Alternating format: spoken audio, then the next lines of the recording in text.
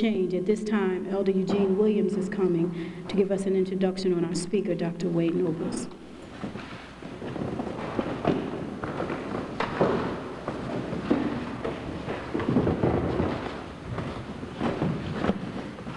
We decided a few weeks ago, and the decision had been building for quite some time, that New Covenant Presbyterian Church was making a conscious decision to develop an African-centered thought and practice to everything that we do. It is extremely difficult as we struggle through a system that does not necessarily understand, appreciate, nor want the contributions of African Americans. It is extremely difficult for us to struggle with that. Under the direction of our pastor, we have made a conscious decision that no longer will we scratch when it doesn't itch, laugh when it's not funny, hold back who we are. And we know that the foundation of change has to start with our young people. Last year we started a series of cultural programs, and I taught a two-part series on the Student Nonviolent Coordinating Committee.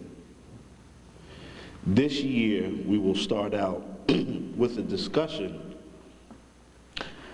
about the Honorable Marcus Rusai Garvey.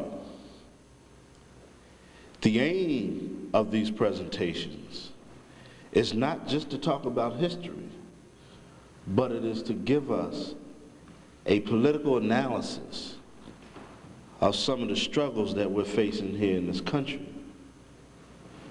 Young people, this is for you today.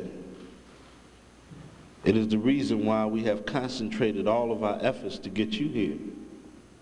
We understand that some of our elders may not be able to carry on this struggle, but if you remember when we discussed SNCC last year, one of the things we talked about was the fact that Bob Moses and a whole series of young people were able to energize rural African Americans, and the elders rallied around them because they believed that the young people would really present them with an opportunity for change, because there was no fear in the hearts of young people. If you remember that day, we had a discussion about some of the problems that you all are facing in the high schools and the junior high schools. And I believe at that time I passed a pledge, both publicly and privately, that we want to begin to deal with these issues. Over the course of the summer, I was gone for quite a while to the West Coast, to Florida, Georgia, looking at some of the things that other young people are doing. And I have to admit to you that in no place did I find anything that was going on that could top what we're doing here at New Covenant. Your dedication to this church, your dedication to the struggles of African American people will become more significant as we go along.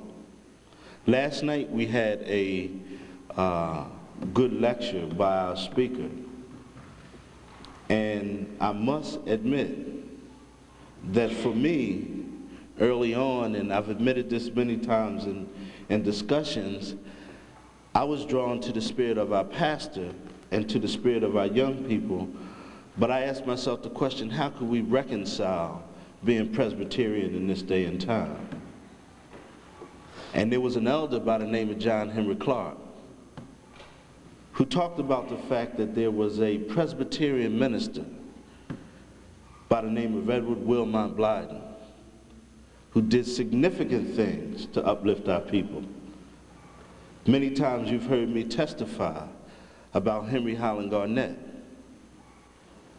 So how I wrestle with being Presbyterian is in the spirit of those two individuals.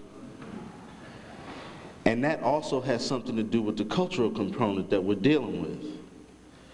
Because if we don't see ourselves in Scripture, if we don't see ourselves in the textbooks, if we don't see ourselves in positions of rulership, then we continue to think that we have to be like someone other than ourselves to succeed.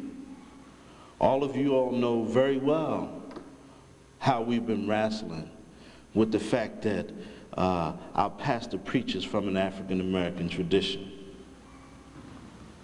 that our elders tend to want to deal strictly with an African American position.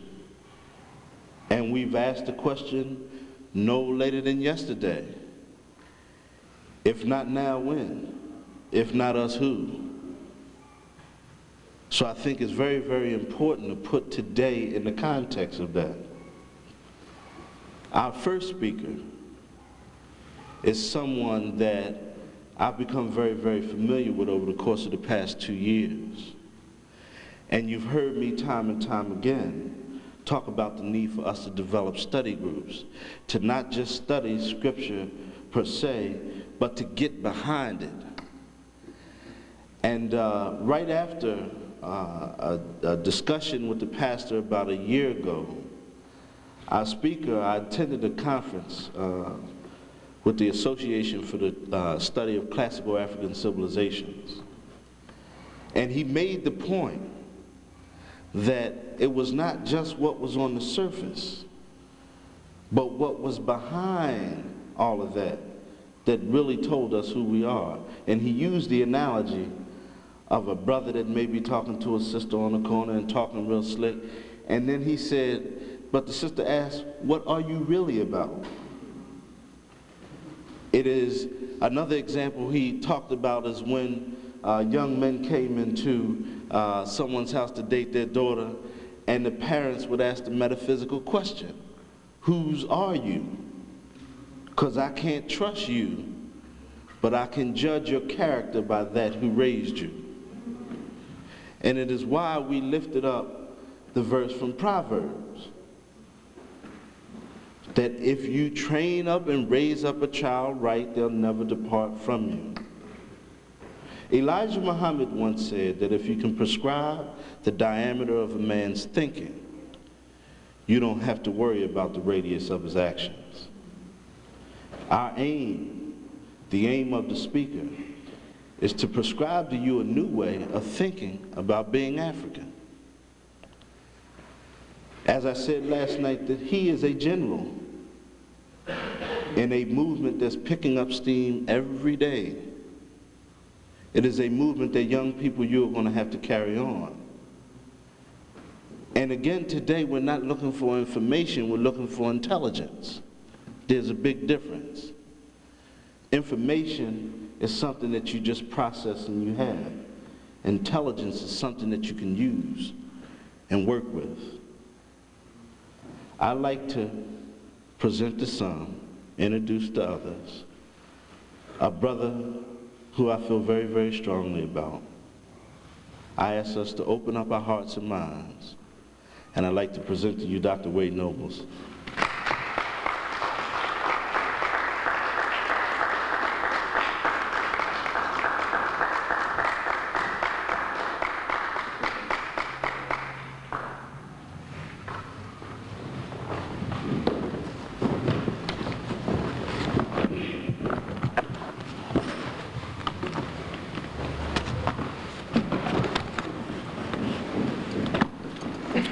I'd like to thank Brother Eugene for giving me an opportunity to speak to members of our tribe that live here in Philadelphia, and to begin my comments about, I want to talk about youth development, manhood training particularly, and our responsibility in terms of raising up the next generation of African people.